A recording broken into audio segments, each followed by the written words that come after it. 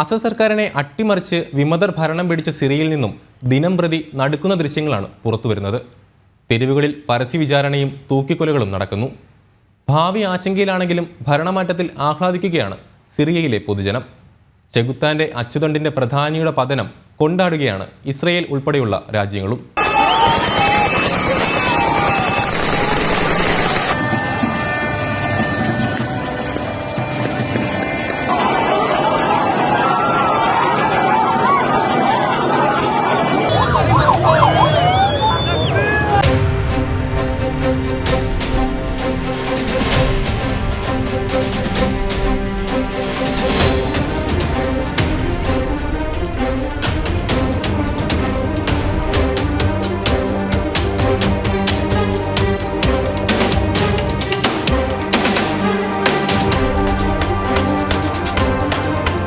പതിമൂന്ന് വർഷത്തെ ആഭ്യന്തര യുദ്ധത്തിനു ശേഷം 12 ദിവസത്തിനുള്ളിൽ ഭരണകൂടത്തെ അട്ടിമറിച്ച് വിമതർ നേടിയ വിജയം.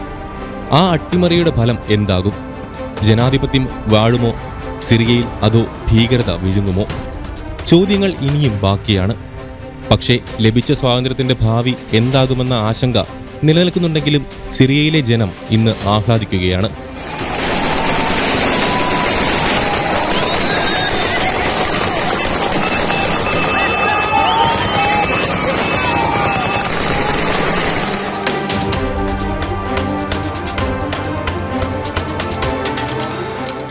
ഏകാധിപത്യ ഭരണത്തിൽ നിന്നും മോചനം നേടിയ ജനത്തിന് ഇന്ന് വെടിയുണ്ടകളെ പേടിക്കാതെ തെരുവിലിറങ്ങി നടക്കാം എന്നത് ആശ്വാസം നൽകുകയാണെന്ന് സിറിയയിൽ നിന്നുള്ള റിപ്പോർട്ടുകൾ സൂചിപ്പിക്കുന്നു.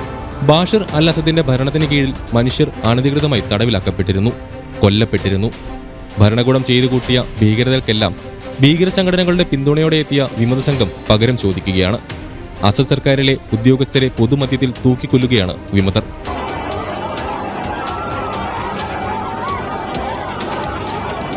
തെരുവുകളിലെ പരസ്യ വിചാരണ കാണാൻ ജനക്കൂട്ടം ഒഴുകിയെത്തുന്ന ദൃശ്യങ്ങളും സമൂഹമാധ്യമങ്ങളിൽ പ്രചരിക്കുന്നു.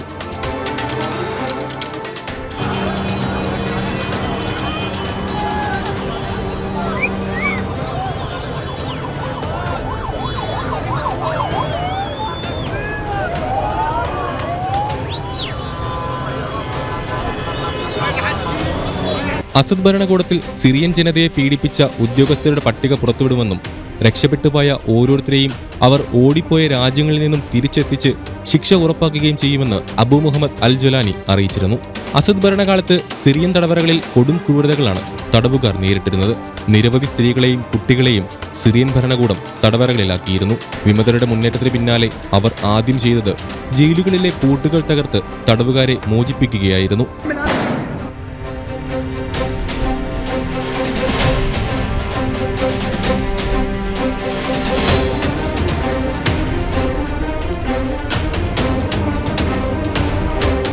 പിഞ്ചു ബാലനെ ഉൾപ്പെടെ മോചിപ്പിക്കുന്ന ദൃശ്യങ്ങൾ പുറത്തുവന്നു. മനുഷ്യരുടെ കശാപ്പുശാല എന്നറിയപ്പെടുന്ന സെത്നായ ജയിലിൽ നിന്നാണ് വിമതർ ബാലനെയും ഒട്ടേറെ സ്ത്രീകളെയും മോചിപ്പിച്ചതെന്ന് മാധ്യമങ്ങൾ റിപ്പോർട്ട് ചെയ്യുന്നു.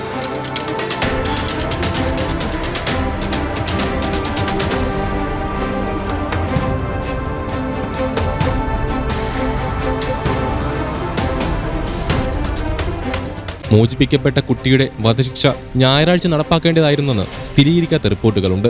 തടവുകാർക്കെതിരെ നടക്കുന്ന ക്രൂര പീഡനങ്ങളുടെ പേരിൽ കുപ്രസിദ്ധമാണ് സിറിയൻ തലസ്ഥാനത്തെ ദമാസ്കസിനടുത്തുള്ള സെത്നായ ജയിൽ. 2011 ആഭ്യന്തര യുദ്ധം ആരംഭിച്ച ശേഷം ഇതുവരെ 13,000-ഓളം തടവുകാരെ ഇവിടെ തൂക്കിലേറ്റിട്ടുണ്ട് എന്നാണ് റിപ്പോർട്ട്. ഈ തടവറ മാത്രമല്ല, അലിപ്പോ, ഹോംസ്, ഹമ എന്നിവിടങ്ങളിലെ ജയിലുകളിലുള്ളവരെല്ലാം വിമതർ സ്വതന്ത്രരാക്കി.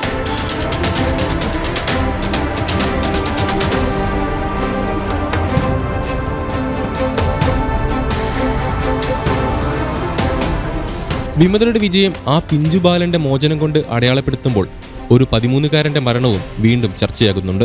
2011 പോരാട്ടത്തിൽ വിമത സംഘത്തിന്റെ ഉള്ളിലെ തീ ആളി കത്തിച്ചത് ഹംസ അൽ ഖാദിബ് എന്ന 13-കാരന്റെ മരണമാണ്.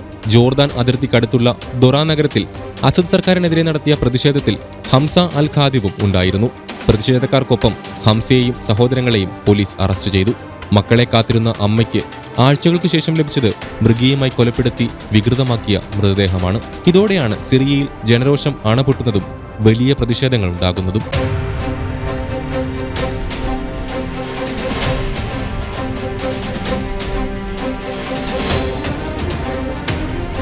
മരണം തൊടാനിരിക്കെ ജീവിതത്തിലേക്ക് തിരികെ വന്നവരാണ് ജയിൽ മോചിതരായവർ. വധശിക്ഷയ്ക്ക് വിധിക്കപ്പെട്ട് ജയിലിൽ കഴിയുകയായിരുന്നു സിറിയൻ എഴുത്തുകാരൻ ബാഷർ ബർഹൂം. ബർഹൂമിന്റെ വധശിക്ഷ നടപ്പാക്കാൻ ഒരു ദിനം മാത്രമുള്ളപ്പോഴാണ് വിമതർ സിറിയയുടെ അധികാരികളായത്.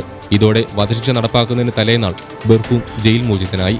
7 മാസമായി സൂര്യപ്രകാശം കാണാതെ സെതനായ തടവറയിൽ കഴിയുകയായിരുന്നു 63-കാരനായ ഈ എഴുത്തുകാരൻ. ക്രൂരപീഡനങ്ങളുടെ പേരിൽ കുപ്രസിദ്ധമായ സിറിയയിലെ ജയിലുകൾ അടച്ചുപൂട്ടുമെന്നാണ് വിമത നേതാവ് അബു മുഹമ്മദ് അൽ ജുലാനി പറയുന്നത്. ബാഷർ അൽ അസദ് ഭരണകൂടത്തിന്റെ സുരക്ഷാ സേനയെ ഇല്ലാതാക്കുമെന്നും ജൊലാനി റോയിറ്റേഴ്സിനോട് പറഞ്ഞു.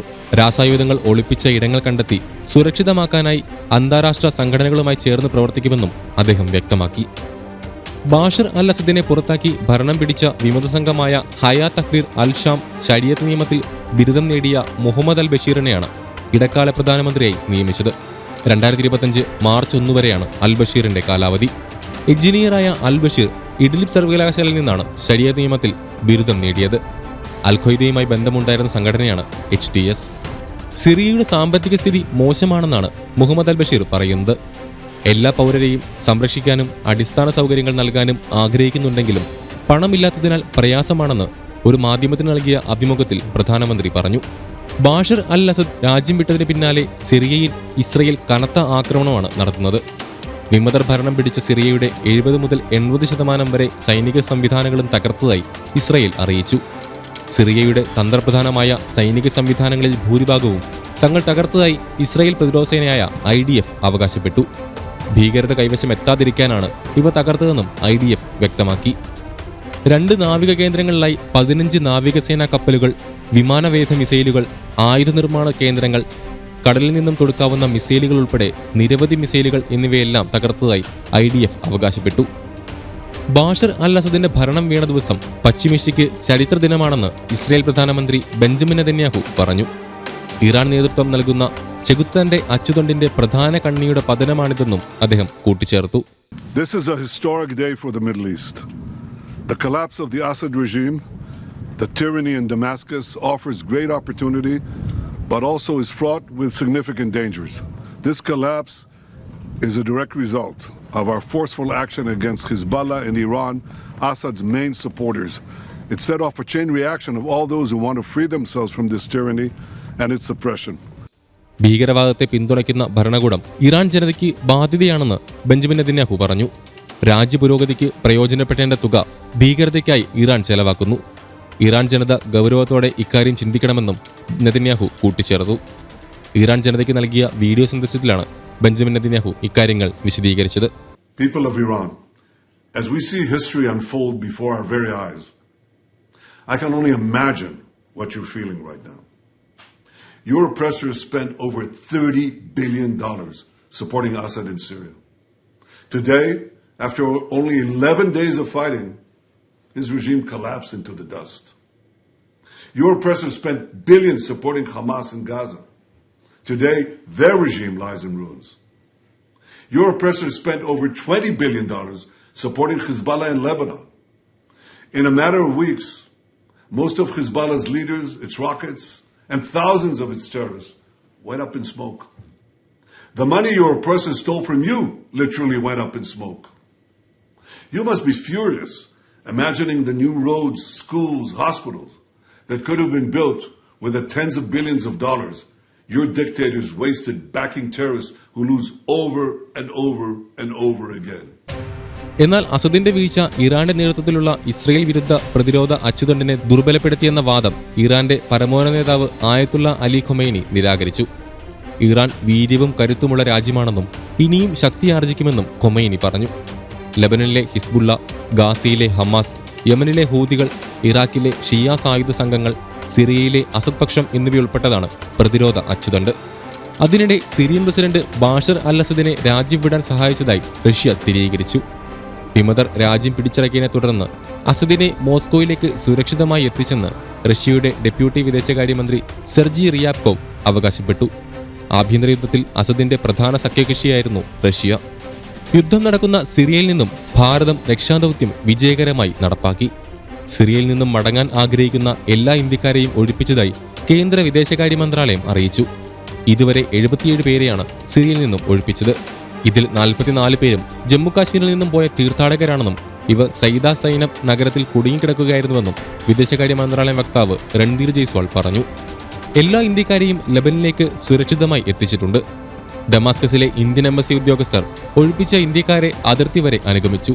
അവിടെ നിന്ന് ലബനനിലെ ഇന്ത്യൻ എംബസി ഉദ്യോഗസ്ഥർ അവരെ സ്വീകരിച്ച് ഇമിഗ്രേഷൻ നടപടികൾക്ക് സഹായം നൽകി. ബെയ്റൂട്ടിൽ ഇവർക്ക് താമസ സൗകര്യവും അവിടെ നിന്ന് ഇന്ത്യയിലേക്ക് മടങ്ങാനുള്ള സംവിധാനങ്ങളും എംബസി ഒരുക്കിയെന്നും വിദേശകാര്യ മന്ത്രാലയം അറിയിച്ചു. എംബസിയുടെ കൃത്യമായ ഇടപെടലാണ് ജീവൻ രക്ഷിച്ചതെന്ന് സിറിയയിൽ നിന്നും ഡൽഹിയിൽ തിരിച്ചെത്തിയവർ പ്രതികരിച്ചു.